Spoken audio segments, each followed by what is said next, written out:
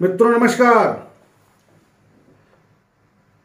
हमारा विषय है देवगुरु बृहस्पति के राशि परिवर्तन का विभिन्न लग्नों पर क्या प्रभाव पड़ने वाला है। इसी क्रम में वृष लग्न तक क्या प्रभाव स्थापित करेंगे, इसकी चर्चा हो चुकी है। अब हम इस वीडियो के माध्यम से क्या असर डालेंगे देवगुरु बृहस्पति जब इनका गोचरी संचरण होगा कुंभ राशि में। 13 महीने तक नीच राशि में संचरण करने के बाद 5 अप्रैल 2021 को इनका गोचरी संचरण आरंभ हो गया है कुंभ राशि में। शनिदेव की पहली राशि मकर को छोड़कर के शनिदेव की ही दूसरी राशि कुंभ में जा रहे हैं, लेकिन दोनों में बड़ा फर्क है। एक राशि में अपने नीचत्व को प्राप्त करते हैं, नीच राशि के होते हैं, लेकिन दूसरी राशि में स्वगृहाभिलाषी की स्थिति में आ जाते हैं। एक तरफ शनि के साथ रहने के कारण पीड़ित अवस्था में भी थे, यहां अकेले जा रहे हैं, अकेले रहेंगे। राहु के दृष्टि प्रभाव से मुक्त भी हो रहे हैं। यद्यपि शनिदेव की ही राशि है, तो थोड़ी नकारात्मकता को छोड़ दिया जाए तो काफी शुभ फल प्रदायक होकर के कुंभ राशि में गोचरीय संचरण करने जा रहे हैं अगले 13 महीने तक के लिए। यद्यपि 19 जून तक ये मार्गी रहेंगे, उसके बाद वक्री हो जाएंगे कुंभ राशि में ही, और 14 सितंबर से नवंबर में 21 तारीख को, यानी 14 सितंबर से 21 नवंबर के बीच में ये पुनः मकर राशि में वक्री होकर आएंगे, नीच राशि के होंगे। इसको छोड़ दिया जाए, इस अवधि को छोड़ दिया जाए तो कुंभ राशि में 13 महीने की यात्रा करेंगे और शुभ फल प्रदायक होंगे, शुभ फल में वृद्धि करने वाले होंगे। तो मिथुन लग्न वालों के लिए कैसा होगा इनका यह गोचरी परिवर्तन? तो मिथुन लग्न में ये भाग्य भाव में गोचरी संचरण प्रारंभ करने जा रहे हैं।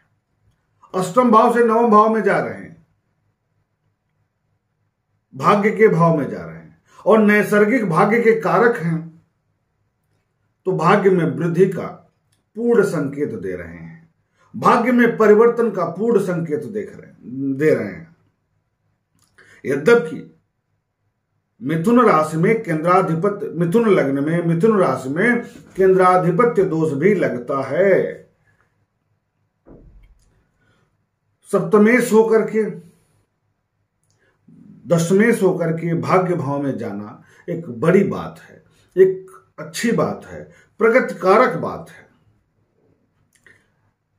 यद्यपि भाग्य भाव में जाएंगे, नैसर्गिक के अपने राशि में नैसर्गिक रूप से भाग्य के कारक होकर के वहीं पर जा रहे हैं, इसलिए भाग्य में परिवर्तन तो करेंगे ही करेंगे, परंतु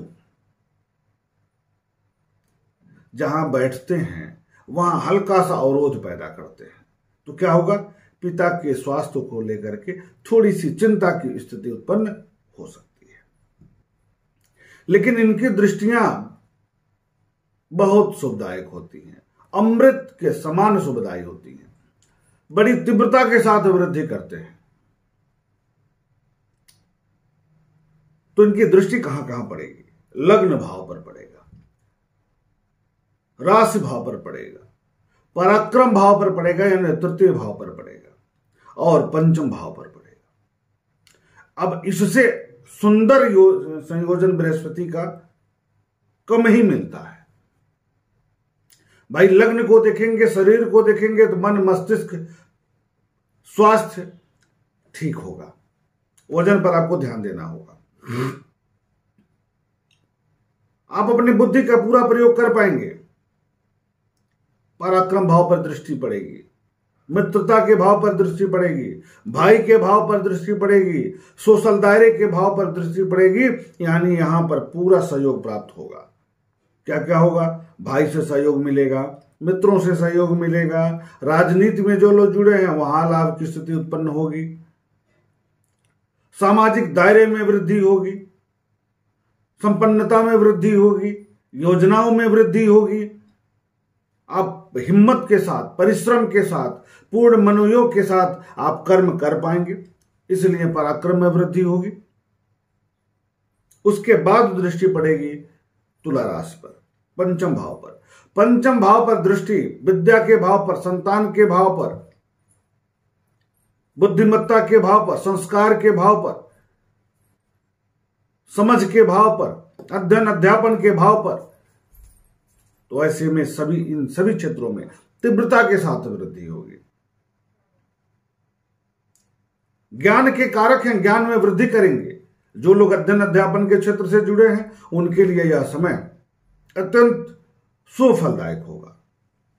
नौकरी पेशे में जुड़े हैं तो आप अपनी कार्य क्षमता का पूरा प्रयोग कर पाएंगे, खूब प्रयोग कर पाएंगे। और इसको भी ध्यान रखिएगा कि ये सर्वाधिक काल तक चौथे ग्रह हैं, ये राहु, केतु, शनि, इनको छोड़ दिया जाए तो सबसे अधिक एक राशि में रह करके अपना प्रभाव स्थापित करते हैं। तो 13 महीने आपके लिए अत्यंत शुभदायक स्थिति बन रही है, अत्यंत लाभदायक स्थिति बन रही है। जो लोग राजनीति से जुड़े हैं उनके लिए भी यह समय अत्यंत लाभदायक है, इसमें दो राय नहीं। विश्वविद्यालय संस्थान जो अवरोधक स्थिति में थी अब वह एक्शन में आएगी, अब वह सुधार की तरफ जाएगी। कोरोना की जो समस्या है वैश्विक रूप से, इसके संदर्भ में हमने एक वीडियो दिया शुरू में संपूर्ण प्रभाव की चर्चा में, वहां देखिएगा। लेकिन 1 महीने के बाद जैसे 1 डिग्री का लगभग 2 डिग्री का भोग कर लेंगे वैसे धीरे धीरे कोरोना की समस्या खत्म होती जाएगी। लेकिन 1 महीना और कोरोना अपने प्रचंडतम रूप में जाएगा। इसके लिए हमने इससे जितने भी पूर्व की वीडियो है उसमें हमने दिया है। पिछले मार्च के वीडियो में हमने कहा था कि 19 नवंबर 2020 से लेकर के 5 अप्रैल 2021 के बीच में कोरोना के मरीजों की संख्या में तीव्रता के साथ वृद्धि होगी। आप वहां जाकर के देख सकते हैं। इस प्रकार देवगुरु बृहस्पति क्या क्या और करेंगे मिथुन लग्न अथवा मिथुन राशि में। ज्ञान में वृद्धि करेंगे, धैर्य में वृद्धि करेंगे, सकारात्मक ऊर्जा में वृद्धि करेंगे।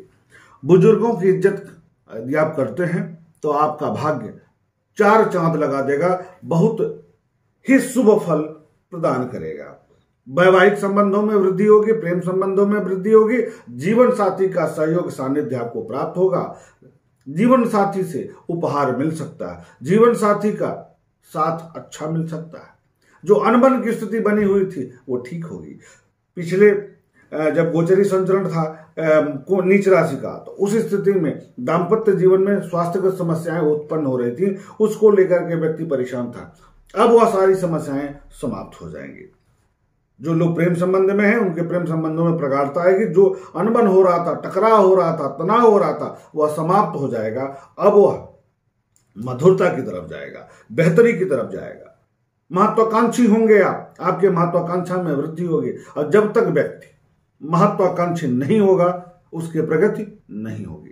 पहले विचारों में परिवर्तन होता है, उसके सोच में परिवर्तन होगा, उसके अंदर एक लालसा आएगी, भाई आईएएस बनना है। जब तक मन में आईएएस बनने का ख्वाब नहीं आएगा, एक सपना नहीं बनेगा, तब तक आप उस लेवल की तैयारी नहीं करेंगे। आपको राजनीति में जाना है, राजनीति का जो एक सोच है आपके दिमाग में नहीं आएगा तो आप उसके लिए प्रयास नहीं करेंगे। इसी तरीके से जब बृहस्पति भाग्य भाव में आएंगे तो आपके मन, मस्तिष्क, स्वास्थ्य और सोचने की क्षमता में तीव्रता के साथ वृद्धि करेंगे। बड़ी अच्छी बात है। संतान पक्ष से शुभ समाचार मिलेगा आपको, संतान की प्रगति होगी।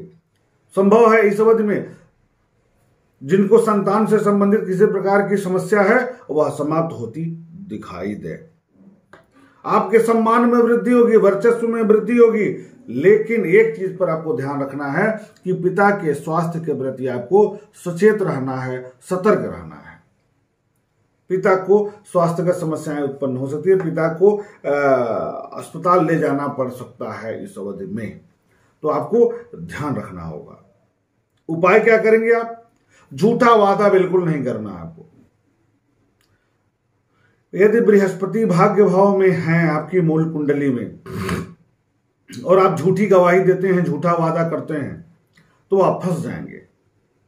आप उस दलदल से निकल नहीं पाएंगे और उसका सारा खामियाजा आपको भुगतना पड़ेगा। इसलिए इसका ध्यान रखना है।